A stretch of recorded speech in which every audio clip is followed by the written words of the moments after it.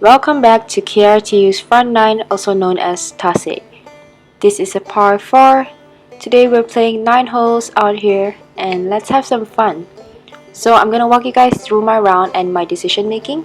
Over here I'm hitting a 3-wood. If you can tell, I'm aiming pretty far left, which is actually center of the fairway because this hole definitely is a dogleg right, so with a driver it makes the fairway a lot more narrow. With a 3-wood I can confidently hit it down the center and know that I'll be fine.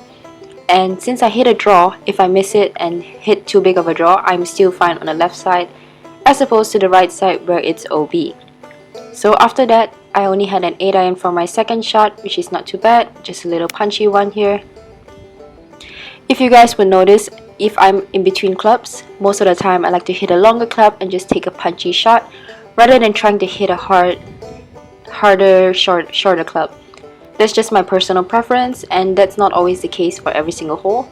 On certain holes, obviously, if it is better chances for me to hit a better shot with a shorter club, I will do that. But just for this hole, I prefer the half shot. So, gave myself that putt for birdie, just missed it and made a par, which is a good start. On to the next hole, which is another par 4, and this time it's a dogleg left. One of the things that I think a lot of people tend to do is they see a dogleg left and they try to play a draw. And sometimes it's much better just to play the straight shot. Like over here I'm hitting a 3-wood just so I can play the hole, well, basically like a 90-degree dogleg left, which is what it is basically. And doing that actually gives you a higher chance of hitting the fairway, because if I hit a draw here, or if I tried to hit a draw without actually intending to, there's a big chance that you're gonna hit that trees on those left side. And if you hit those trees on the left side, there's a big chance that you can get a big number. So after that shot, I had 177 yards for my second shot, and I'm actually hitting my 5-iron, which carries about 170. So I know that with the uphill, I might end up short. And as you will tell after this, I did end up short. But if you can also see from the following clip, there is quite a big slope behind the pin, as the pin is right in the center and it's right below that slope. So anything over would definitely be a much harder chip or putt versus anything short. So sometimes knowing which one gives you the best possibility, whatever the right word is for that, is also going to help you just give yourself easier shots and just make golf easier.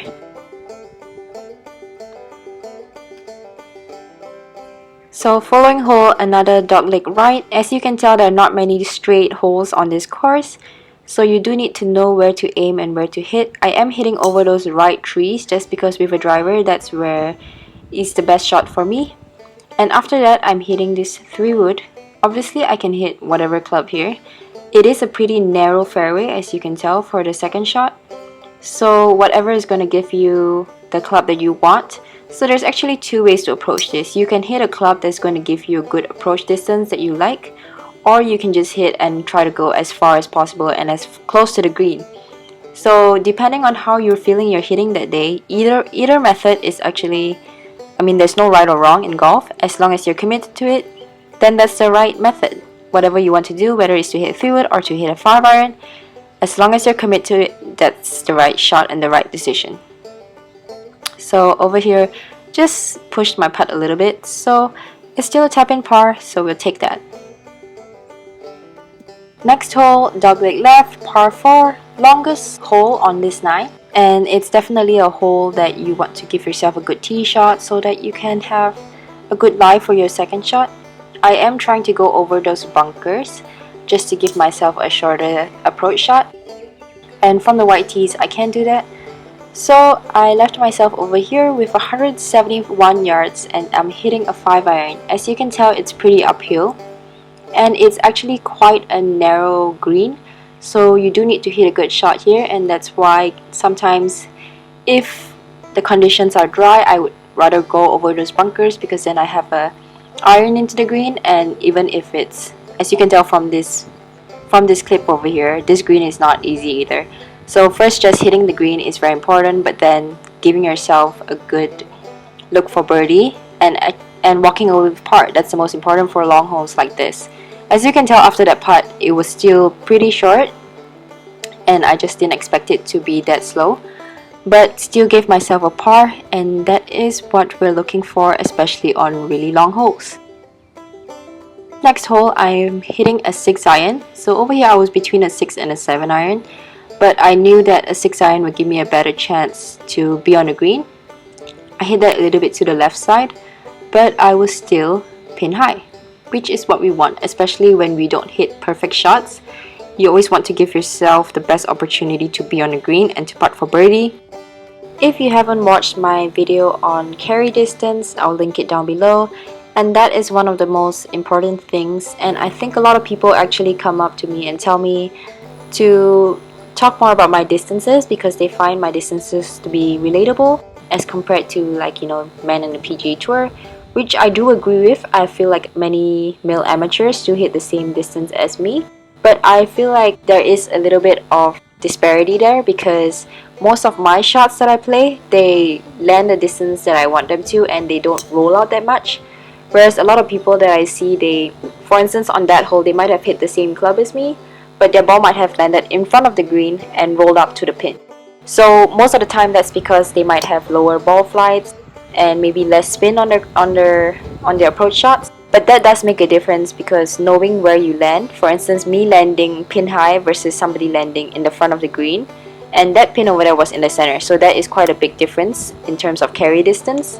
So just because we hit the same club on that green does not mean we would hit the same club on another green, especially if there is hazard and things like that in front.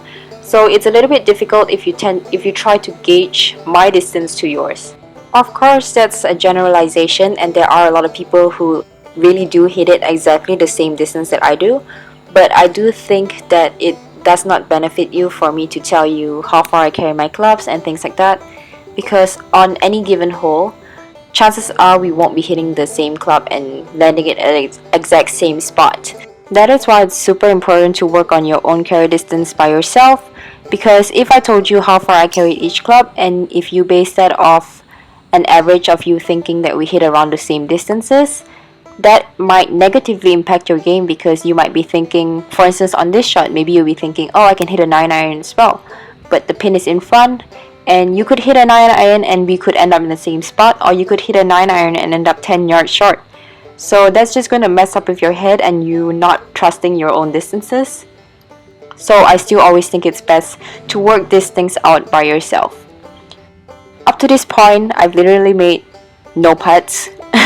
And that's one of the things about playing on this course. You do need to set your expectations because I don't know if you can tell, but from a few of the clips you should be able to tell, the putting green is really bumpy, so don't be expecting to make every putt and, you know, be making like monsters. And most of the time I actually find it's easier to make those really long ones, and that could be because, you know, the ball bounces on and off and actually goes back online versus the short ones where there's not much room for error. Over here is another example of a shot which is similar to the second hole, which is 168 yards. It's very far uphill, and I'm hitting a 5 iron, which I know I need to hit it really perfectly, if not I'm going to end up short. But again, this is an elevated green, and I know that the next club up for me, which is a 22-degree hybrid, if I catch that good, chances are I'm going to be really far over the green.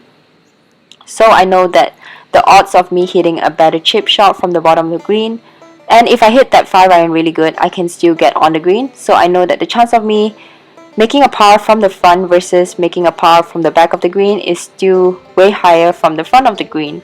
And as you can tell from this chip, pretty simple chip, and just leave myself a tap in for par, and that is pretty much all we can ask for.